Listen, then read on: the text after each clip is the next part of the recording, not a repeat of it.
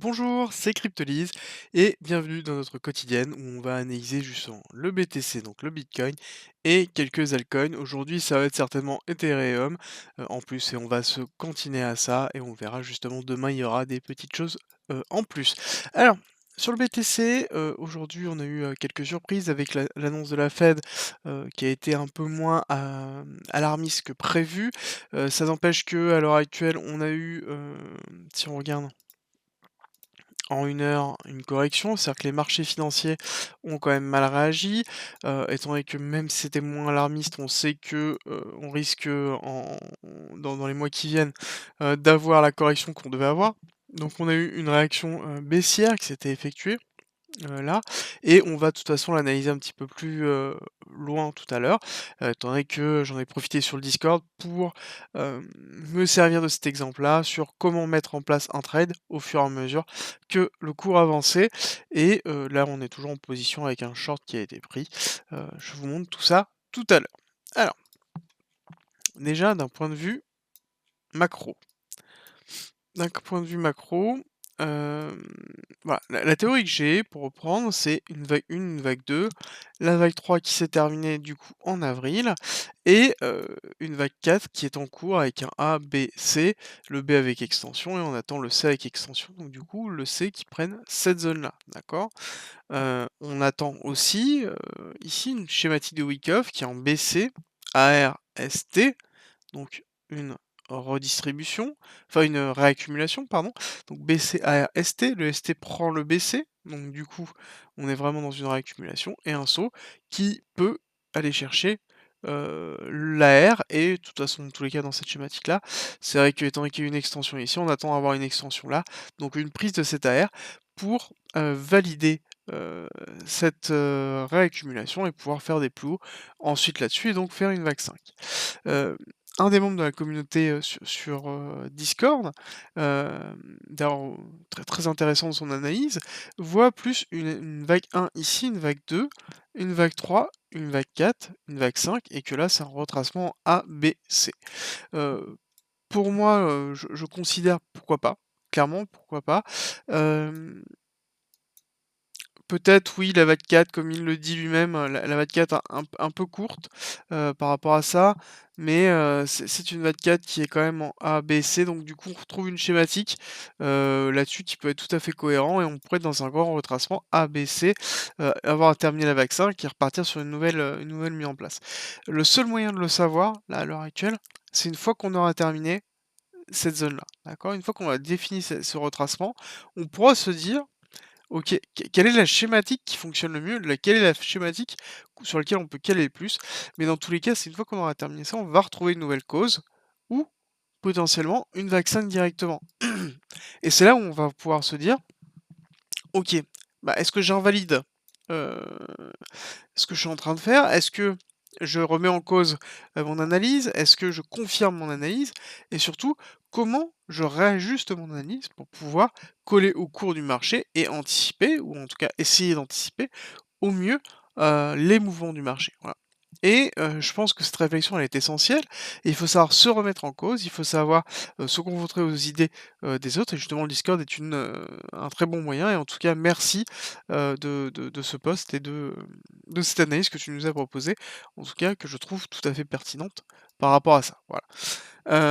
Petit mot voilà, que je donne. Alors, concernant les news d'hier sur lesquelles on a eu donc la Fed, on a un max pain price, qui d'ailleurs, hop, pour le 28 et toujours n'a pas bougé à 42 000. Il est possible qu'il shift un petit peu, mais là, plus on se rapproche du jour J, donc c'est-à-dire demain, plus c'est compliqué, qu'il y a un gros shift, donc de prix, de max pain price. Donc, on pourrait le voir descendre un petit peu dans les alentours de 41-40, mais voilà, plus on se rapproche, plus ça va être compliqué. À savoir qu'on a quand même des énormes volumes qui sont à 70, heu voilà. Donc, en l'occurrence, je pense que le maximum price pour le 28 va être dans un range entre, 40 et 43, on va dire.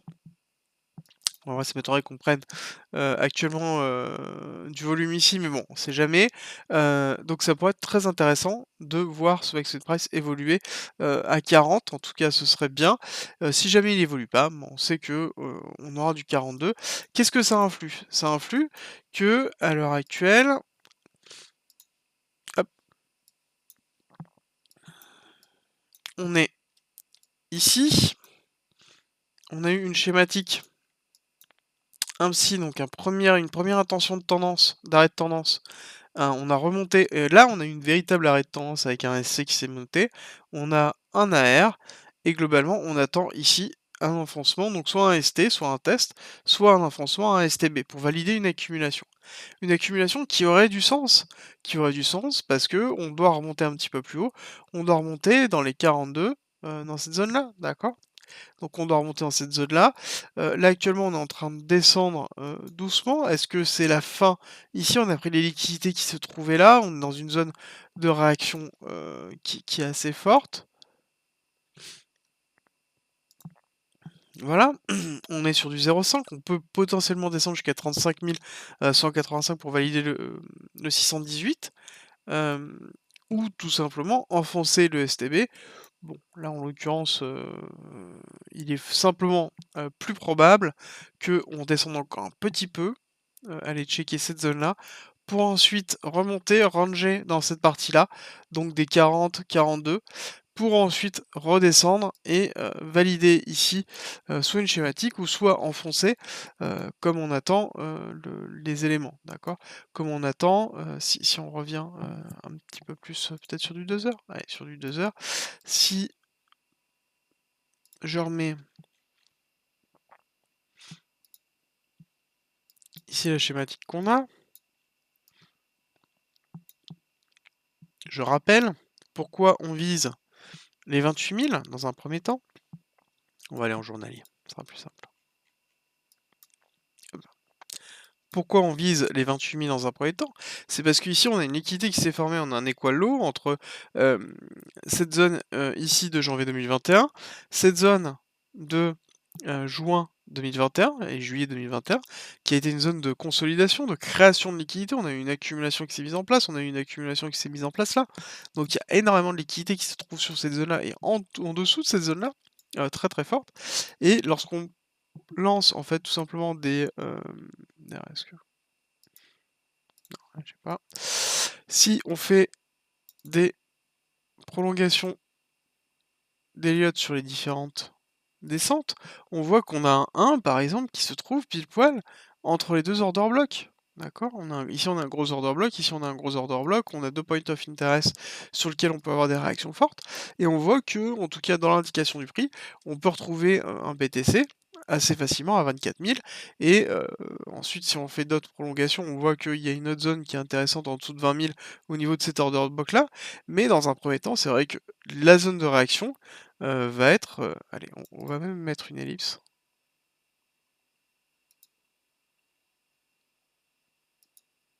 Hop!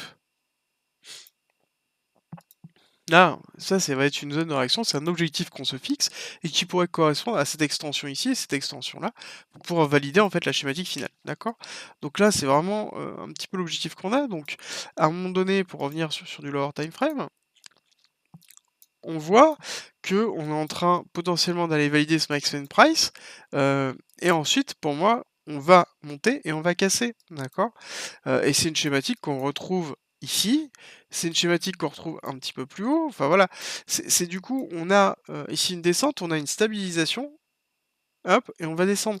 Alors les chartistes diront qu'on a, une forme, qui se met en place, qui est le drapeau ascendant, OK. Le drapeau ascendant, c'est quoi? C'est une continuité de tendance, d'accord? On est sur une continuité de temps, donc on va aller, on va casser par le bas, une fois qu'on aura terminé. Alors je pense que ça va plus faire quelque chose, comme ça, en l'occurrence. Potentiellement parce que du coup on doit ranger dans cette partie-là, d'ici, demain, donc du coup on doit se retrouver dans les 42 000, enfin en tout cas dans le maximum price, au plus proche du maximum price, et donc on va ranger et ensuite on va casser. Donc on est vraiment dans une figure même si on devait faire du chartisme pur, de continuité de tendance classique, pour pouvoir casser par le bas et ensuite enfoncer et aller chercher des nouveaux objectifs. À savoir que dans tous les cas, on a la liquidité à, ce point de liquidité-là à 28 800 qui, pour moi est vraiment conséquent et doit être pris, d'accord? Je c'est compliqué de voir actuellement, un BTC qui ne va pas prendre cette liquidité-là.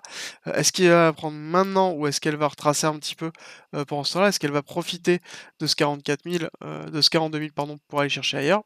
Ça, c'est encore à déterminer. Alors, voici des petits screens que j'ai posés, sur le Discord, au fur et à mesure, de mon analyse et de ce que je voyais. Je vais repasser un petit peu rapidement avec vous, on voit un petit peu, il y a l'eurodatage. Ici, j'ai commencé à voir qu'il y avait, une schématique qui allait, j'attendais qu'on aille retester le bas. Je voyais qu'on était en train de former une schématique ici, qu'on retrouve là de Wyckoff, avec, une petite indication de divergence, baissière.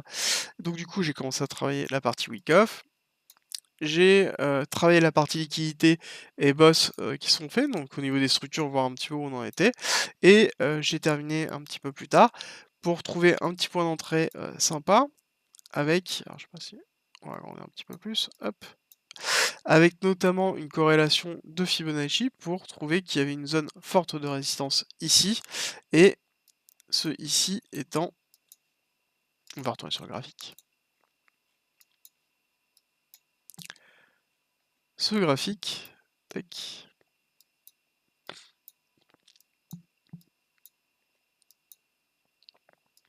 Alors, ici, un retracement sur cette poussée, enfin sur cette descente. Là, tout simplement une prolongation, de tendance sur cette montée pour essayer de me projeter un petit peu.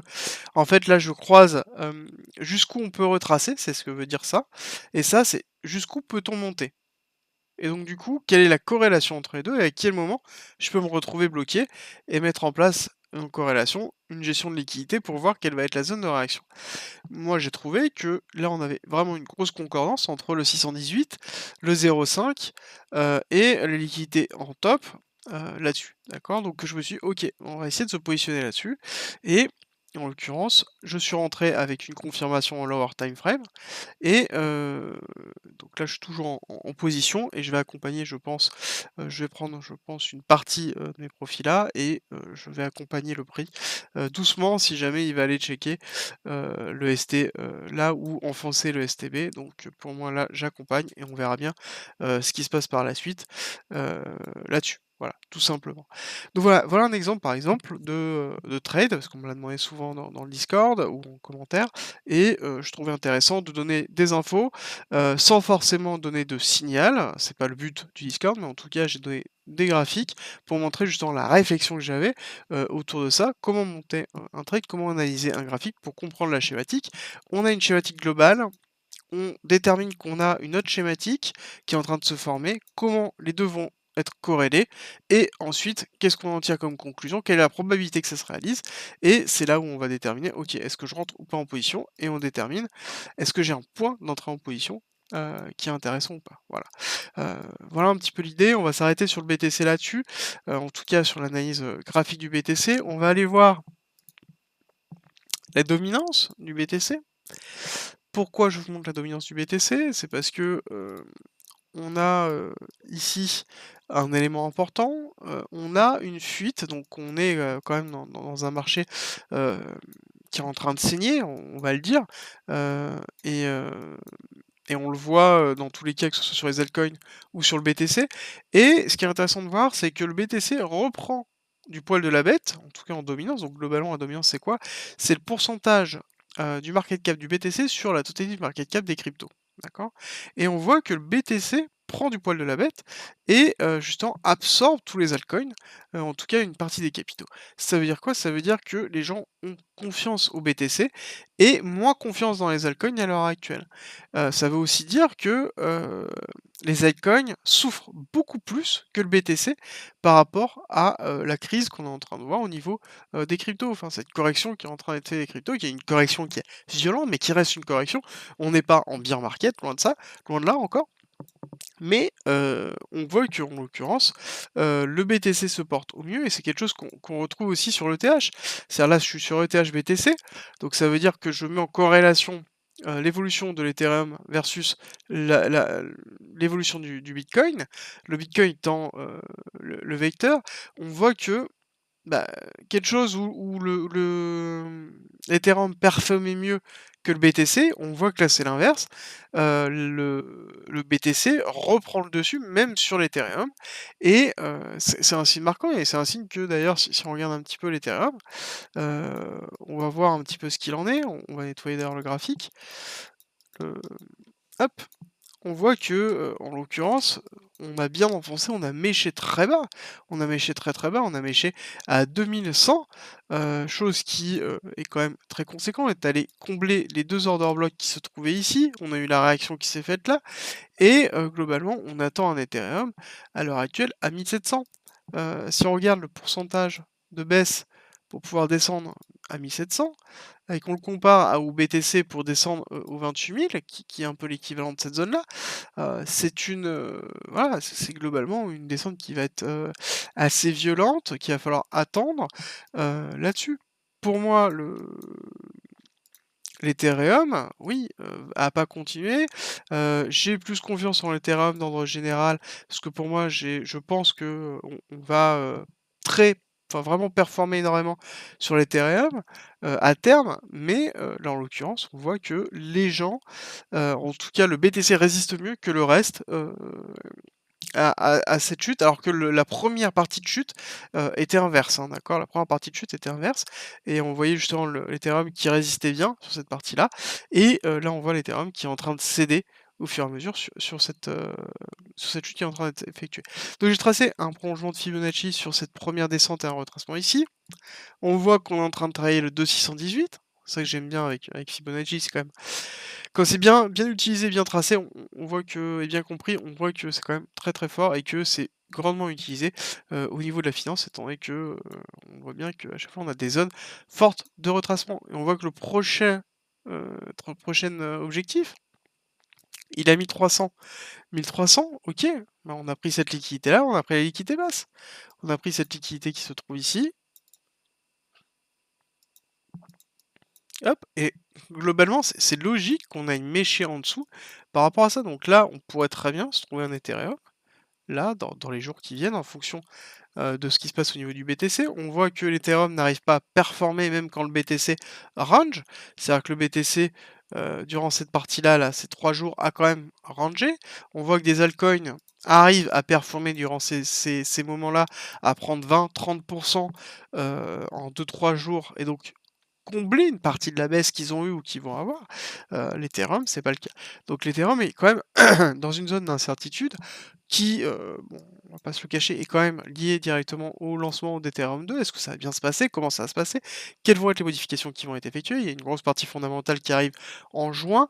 Hem, donc du coup, enfin Ethereum, je devrais même plus dire ça parce qu'en l'occurrence ils sont en train d'appeler l'appellation, d'abandonner l'appellation Ethereum 2, mais bon, on va voir un petit peu ce qu'il en est, mais de base, on a quand même une incertitude au niveau de l'Ethereum qui se ressent au niveau des cours, beaucoup plus que, sur cette première partie de correction et ça ne m'étonnerait pas de voir en effet un Ethereum à 1300, en accompagnant le BTC dans sa chute parce que j'ai l'impression que l'Ethereum a du mal, à réajuster tout simplement sa courbe, heu, quand le BTC donne l'opportunité et range, l'Ethereum n'arrive pas à compenser justement cette range. Voilà. On va s'arrêter là. Merci d'être resté avec moi jusqu'au bout. Abonne-toi, partage si t'as aimé et rejoins-nous sur Discord. C'est avec plaisir qu'on t'accueillera et à très vite.